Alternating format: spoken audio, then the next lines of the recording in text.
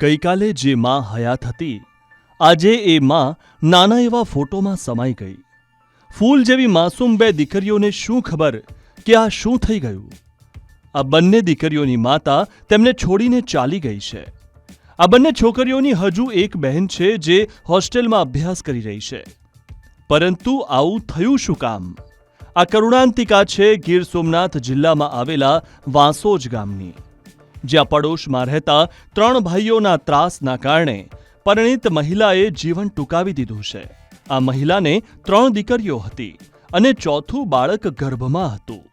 ગર્ભસ્થ બાળક સાથે મહિલાનું મોત થતાં પરિવારે એક સાથે 2 જીવ ગુમાવ્યા છે. સમગ્ર ઘટના એવી છે કે પડોશમાં રહેતા ધીરુ બારૈયા, ઉમેશ બારૈયા અને સંજય બારૈયા આ ત્રણેય મહિલાને ફોટો અને વિડીયો વાયરલ કરવાની સતત ધમકી આપતા હતા. આખરે ધમકીથી કંટાળીને મહિલાએ મોતને વહાલું કરી લીધું.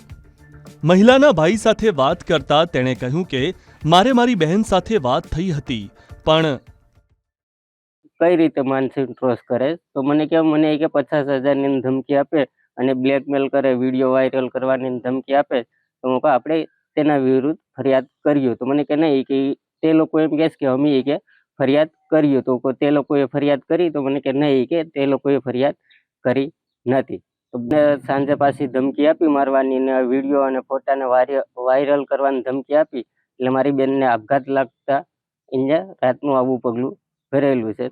આબરૂ જવાના ડરના કારણે મહિલાએ અવળું પગલું ભર્યું, જેના કારણે તેનો પતિ પણ આઘાતમાં સરી પડ્યો છે. જ્યારે તેમની સાથે વાત કરી તો ભારે હૈયે તેમણે જણાવ્યું કે દીકરીઓનું કોણ અત્યારે મા વિનાનું થઈ ગયું છે. આપણે કેટલી દીકરીઓ છે? મારી દીકરીઓ 3 છે, એક હોસ્ટેલમાં છે ને 2 મારી હારે છે.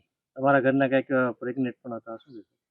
હા, એને 3 મહિનાની ગાંઠ બાળક હતું, એનું દવાખાનું પણ હું કરતું. અમારી માગણી એવી છે એ ત્રણેયને સજા થવી જોઈએ, કડકમાં કડક. હાલ આ સમગ્ર મામલે પોલીસે 3 આરોપીઓ સામે ગુનો નોંધ્યો છે અને 3ની ધરપકડ કરીને ધોરણસરની કાર્યવાહી હાથ ધરી છે.